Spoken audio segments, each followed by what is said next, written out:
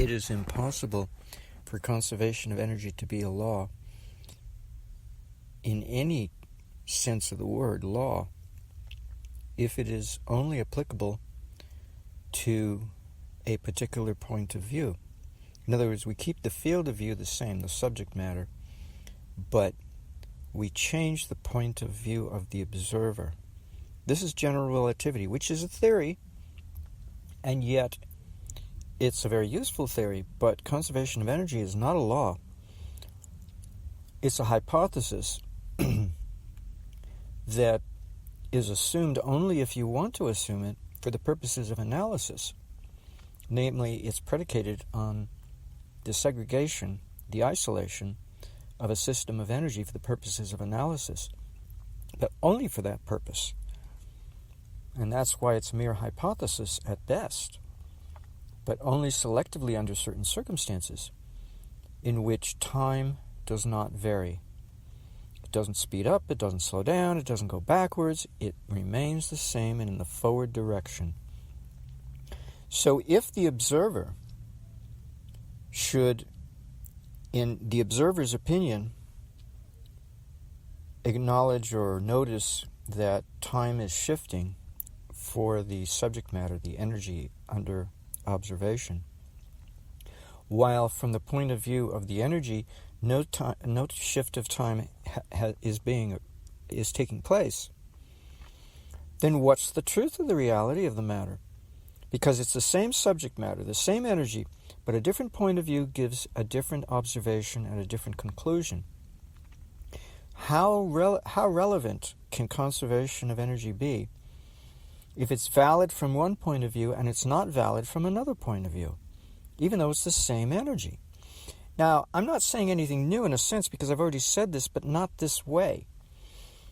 And I'm saying it this way to emphasize a conclusion that conservation of energy can't possibly be a law if it's valid from one point of view and invalid from another, or not applicable, not relevant from another point of view, even though it's the same energy that we are observing. How can it be a law? So I'm phrasing it now as a question because I'm kind of, it's incredulity. I just got to stick up my butt. I can't wrap my mind around conservation being a law anymore. It's more like a humongous question mark. Who dreamed that up, that it's a law? Obviously, if you take their point of view, if you take a certain point of view, then conservation will appear to be a law because it's always true, because you always restricted yourself to a particular point of view. And not merely a point of view restriction, but a timeline restriction of ignoring transience, which defy a continuity of time. They defy it.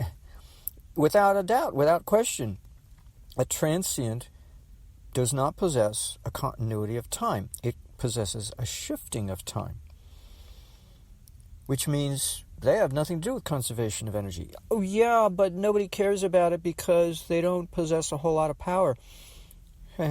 Capture that, not a whole lot of power, because of the type, the nature of the transient, the structure of it. Capture it in sufficient capacitances and sufficient inductances and bounce that stuff back and forth between them, and you've got yourself an accumulation of reactance over time that can truly amount to something when it's passed through a resistance, such as a simple resistor, or a conditional resistance, such as a full diode bridge.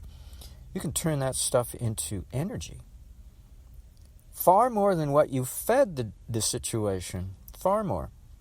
Because you wanted to foster Foster's reactance theorem, which, a little pun on words there, you want to foster Foster's reactance theorem, in which impedances become negative and coils begin to generate power. But only under low power conditions. This is what Foster's reactance theorem does not cover. The why, the how, not why, but how. how to go about creating negative resistance. Well, or negative impedance, one of the factors to consider is low power situations, because the presence of voltage suppresses overreactance, the overreactance of negative impedance. And again, this I had to learn by trial and error. This is not something you're going to read in a book, although I've heard people deny that voltage is a source of regulation. Yet I have read about it years ago, that the alternate term for a voltage source is a voltage regulator or voltage regulation, because the presence of adequate voltage, what we normally commonsensically consider to be adequate to satisfy a load condition, let's say, is also adequate for suppressing overreactance and suppressing Foster's reactance theorem. It won't occur. It's a theorem because in theory it could happen, but only under certain conditions, and the conditions we set up, we assume, okay, the load needs so many volts, so we supply it so many volts, and then Foster's reactance theorem never kicks in. It never occurs. Now, when we consider a spark gap or a neon bulb, when we cross a certain threshold of voltage, the resistance shifts all of a sudden. But that's when we increase the voltage past a certain point. Then we get negative impedance.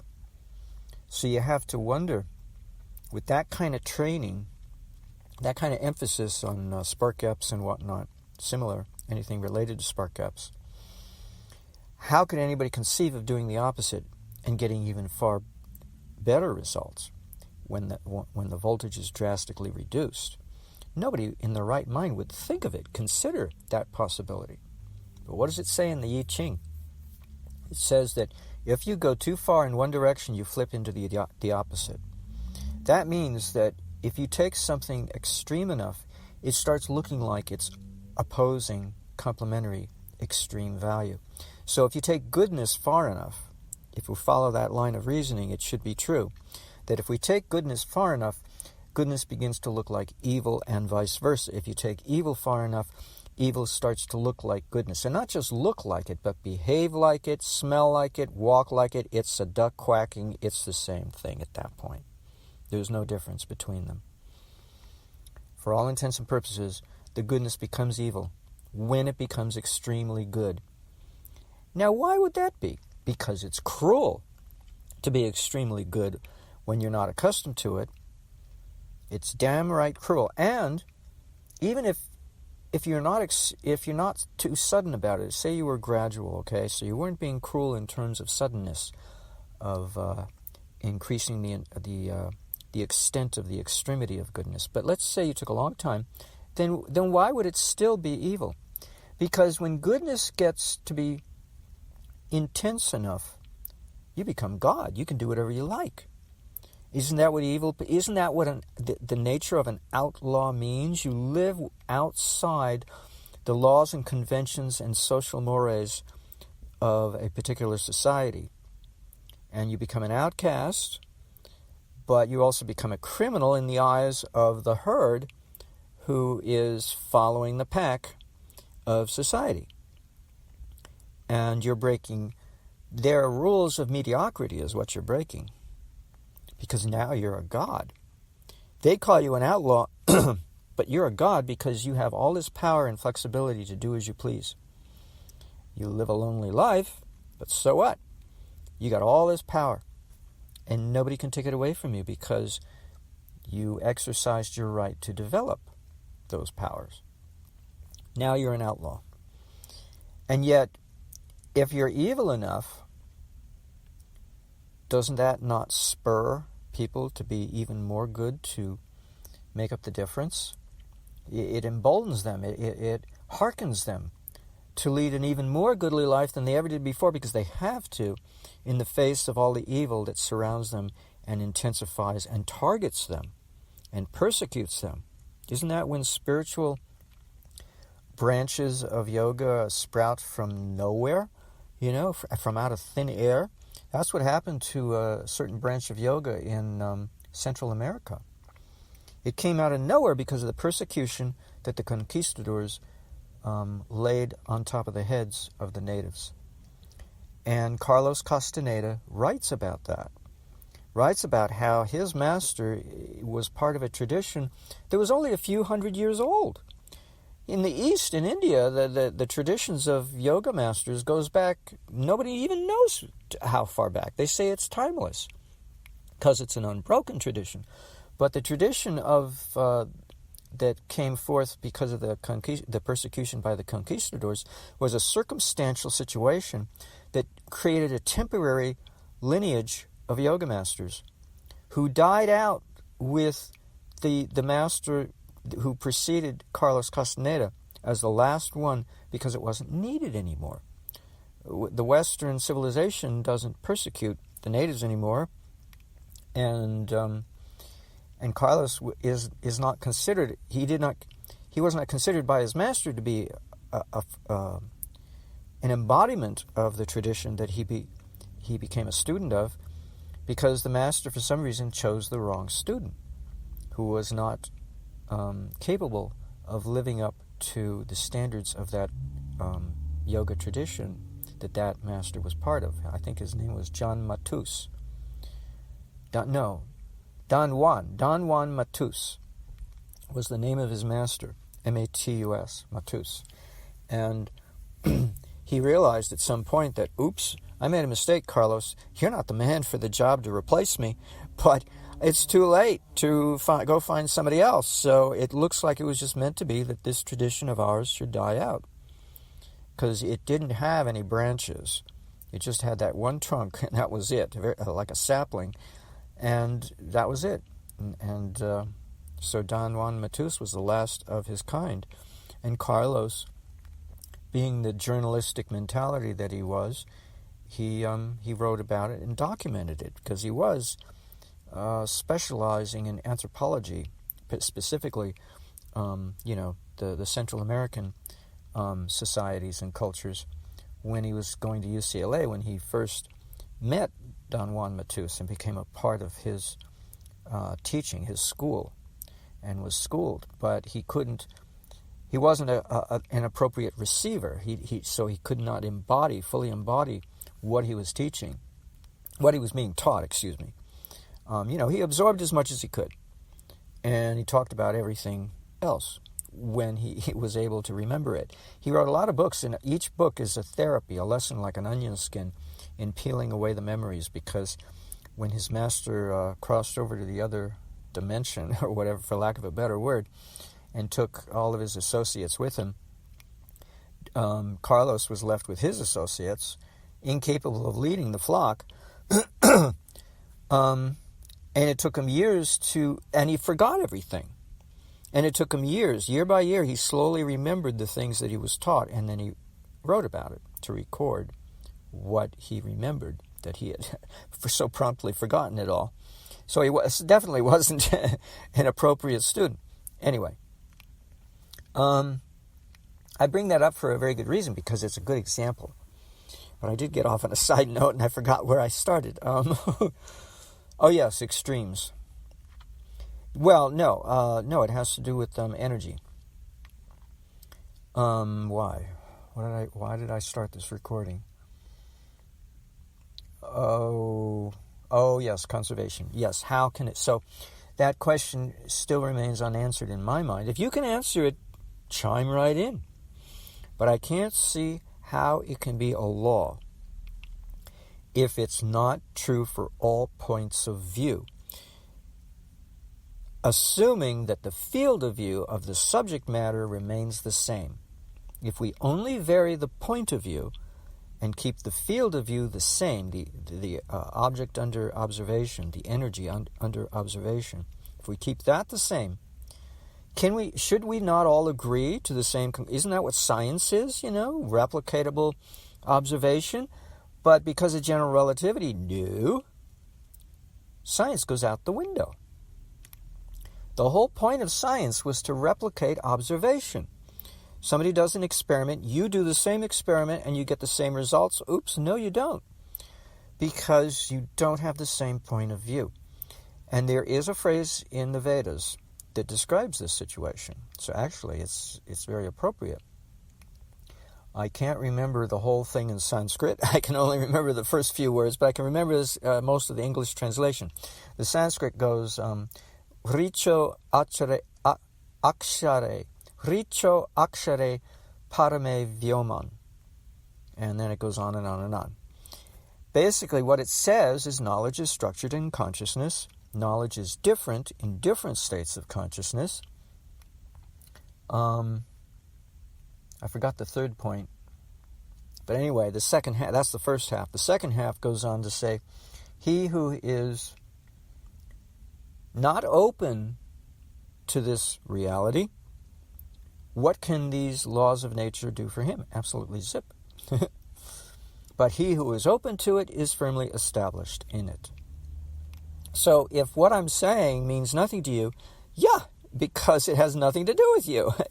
You're not ready yet. You don't have the right consciousness to be receptive to this sort of thing. That knowledge can appear to be truly different. In other words, true for one person and not true for another because they don't have the same point of view. They don't have the same consciousness.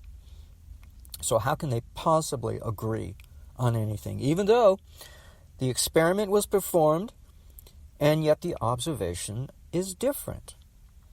So point of view does matter. And the so-called law of the conservation of energy is not a law under certain points of view that would indicate or would give the appearance that time has shifted, at the very least, let alone whether or not it goes backwards. But it's good to say now, it's safe to say, that a backwards direction of time is nothing more than a shift of time anyway, because it may be slower than the time frame of somebody else and appear to be going backwards because it is slower, but only because it's slower. So time can still be moving forward, just at a different rate than by comparison to something else that is running along at a faster clock. And because it's at a slower rate, a slower clock speed, it appears to be moving backwards from the point of view of the faster time frame. That much I've managed to square away in the last recording or two of this series of podcasts. So it does come down to shifting. I thought, shifting was like a simplistic way to describe something that was could be far more extreme, such as reversal. But now I see it all boils down to shifting. It is, in the last analysis, it's all about shifting of time, regardless of whether or not we think it went backwards or not, or forwards or whatever. It's still shifting. The time rate dilates or contracts, as the case may be, depending on what point of view you take. So how can conservation of energy be a law? Because of this exclusion, this loophole in Noether's theorem, Emily Noether, which somebody on the internet made a joke to me about it many years ago. Her name is spelled Noether, and if you split it up into two words, it's no ether. So he thought that he was suggesting that maybe she's a fictional character that somebody, some group of physicists cooked up, rather than take credit for her theories. Who knows? And then they found a portrait of a gal and say, hey, that was Emily Noether, who lived yada yada, and maybe it was one of their grandmothers, Who knows? Instead of saying your grandma wears army boots, you can say your grandma invented a theorem of physics, but whatever. Let's joke about it. Why not? But see, now it's a sexist joke, so that's not a good joke, is it? Oh, God. There's always problems here. Male chauvinists. Well, isn't it? Isn't it for the most part a cadre of male chauvinistic pigs? Could be. Could very well be that science is ruled by such. Among us as they, whom I describe. Well, whatever. But I think I've said enough on this topic, right? I've juiced about all the juice out of it that I could possibly juice. Anything more than this, I'd be repeating myself, and that would be nauseatingly boring, right? Ad nauseatingly boring. So we'll just kind of forget this, for the now, and just I'll shut up now.